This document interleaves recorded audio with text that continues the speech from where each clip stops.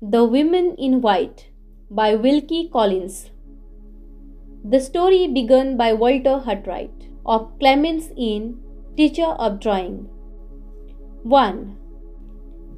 This is the story of what a woman's patience can endure and what a man's resolution can achieve. If the machinery of the law could be depended on to fathom every case of suspicion and to conduct every process of inquiry with moderate assistance only from the lubricating influences of well of gold, the events which fill these pages might have claimed their share of the public attention in a court of justice. But the law is still, in certain inevitable cases, the pre-engaged servant of the long purse, and the story is left to be told for the first time in this place. As the judge might once have heard it, so the readers shall hear it now. No circumstance of importance from the beginning to the end of the disclosure shall be related on hearsay evidence. When the writer of these introductory lines, Walter Hartwright by name, happens to be more closely connected than others with the incidents to be recorded, he will describe them in his own person. When his experience fails, he will retire from the position of narrator, and his task will be continued from the point at which he has left it off, by other persons who can speak to the circumstances under notice from their own knowledge just as clearly and as positively as he has spoken before them. Thus, the story here presented will be told by more than one pen. As the story of an offense against the laws is told in court by more than one witness, with the same object in both cases, to present the truth always in its most direct and most intelligible aspect, and to trace the course of one complete series of events by making the persons who have been most closely connected with them at each successive stage relate their own experience word for word. Let Walter Hartwright, teacher of drawing, aged 28 years, be heard first. 2. It was the last day of July.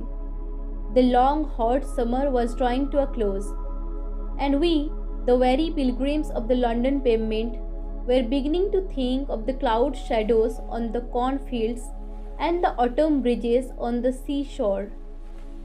For my own poor part, the fading summer left me out of health, out of spirits, and if the truth must be told, out of money as well. During the past year, I had not managed my professional resources as carefully as usual, and my extravagance now limited me to the prospect of spending the autumn economically between my mother's cottage at Hampstead and my own chambers in town.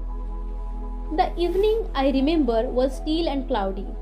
The London air was at its heaviest. The distant hum of the street traffic was at its faintest. The small pulse of the life within me and the great heart of the city around me seemed to be sinking in unison, languidly and more languidly, with the sinking sun. I roused myself from the book which I was dreaming over rather than reading, and left my chambers to meet the cool night air in the suburbs. It was one of the 2 evenings in every week which I was accustomed to spend with my mother and my sister, so I turned my steps northward in the direction of Hampstead.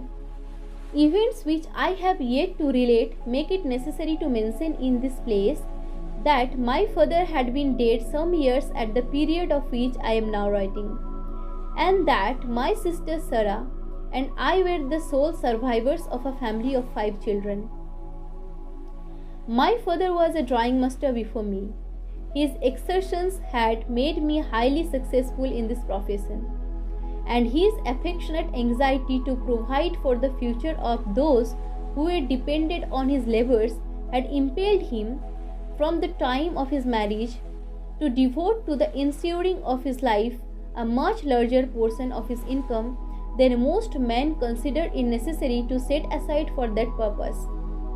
Thanks to his admirable prudence, and self-denial, my mother and sister were left after his death as independent of the world as they had been during his lifetime. I succeeded to his connection and had every reason to feel grateful for the prospect that awaited me at my starting in life. The quiet twilight was still trembling on the topmost ridges of the heath, and the view of London below me had sunk into a black gulf in the shadow of the cloudy night when I stood before the gate of my mother's cottage. I had hardly rung the bell before the house door was opened violently. My worthy Italian friend Professor Pesca appeared in the servant's place and darted out joyously to receive me, with a shrill foreign parody on an English chair.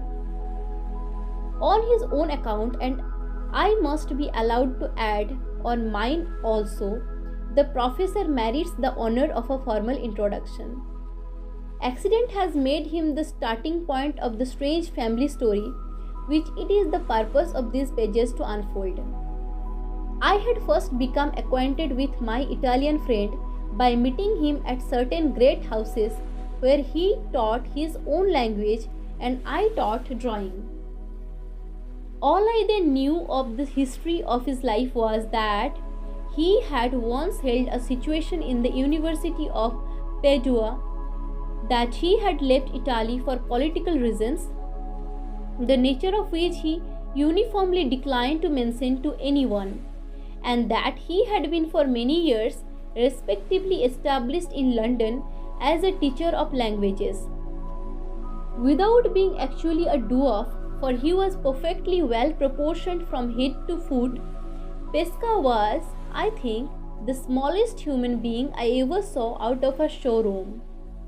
Remarkable anywhere by his personal appearance, he was still further distinguished among the rank and file of mankind by the harmless eccentricity of his character. The ruling idea of his life appeared to be that he was bound to show his gratitude to the country which had afforded him an asylum and a means of subsistence by doing his utmost to turn himself into an Englishman.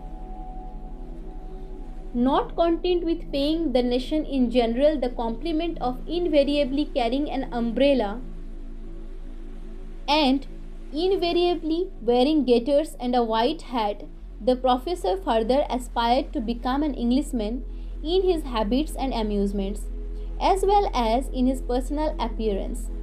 Finding us distinguished as a nation by our love of athletic exercises, the little man, in the innocence of his heart, devoted himself impromptu to all our English sports and pastimes whenever he had the opportunity of joining them, firmly persuaded that he could adopt our national amusements of the field by an effort of will precisely as he had adopted our national gaiters and our national white hat. I had seen him risk his limbs blindly at a fox hunt and in a cricket field, and soon afterwards I saw him risk his life just as blindly in the sea at Brighton. We had met there accidentally and were bathing together.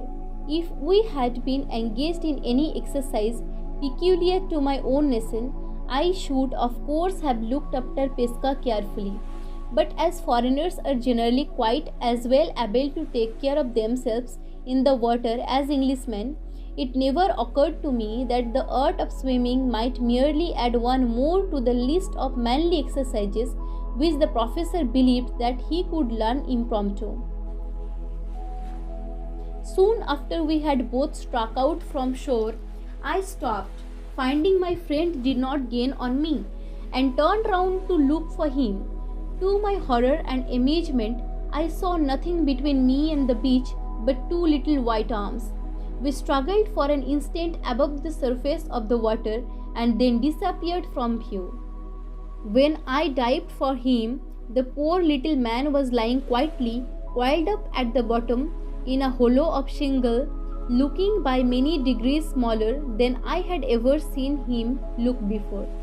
During the few minutes that elapsed while I was taking him in, The air revived him, and he ascended the steps of the machine with my assistance. With the partial recovery of his animation came the return of his wonderful delusion on the subject of swimming. As soon as his chattering teeth would let him speak, he smiled vacantly and said he thought it must have been the cramp. When he had thoroughly recovered himself and had joined me on the beach, his warm southern nature broke through all artificial English restraints in a moment. He overwhelmed me with the wildest expressions of affection, exclaimed passionately in his exaggerated Italian way that he would hold his life henceforth at my disposal, and declared that he should never be happy again until he had found an opportunity of proving his gratitude by rendering me some service which I might remember, on my side, to the end of my days. I did my best to stop the torrent of his tears and protestations by persisting in treating the whole adventure as a good subject for a joke, and succeeded at last, as I imagined, in lessening Pesca's overwhelming sense of obligation to me. Little did I think then, little did I think afterwards, when our pleasant holiday had drawn to an end, that the opportunity of serving me, for which my grateful companion so ardently longed, was soon to come, that he was eagerly to seize it on the instant, and that by so doing he was to turn the whole current of my existence into a new channel, and to alter me to myself almost past recognition. Yet so it was. If I had not dived for Professor Pesca when he lay under water on his shingle bed, I should, in all human probability, never have been connected with the story which these pages will relate. I should never perhaps have heard even the name of the woman who has lived in all my thoughts, who has possessed herself of all my energies, who has become the one guiding influence that now directs the purpose of my life.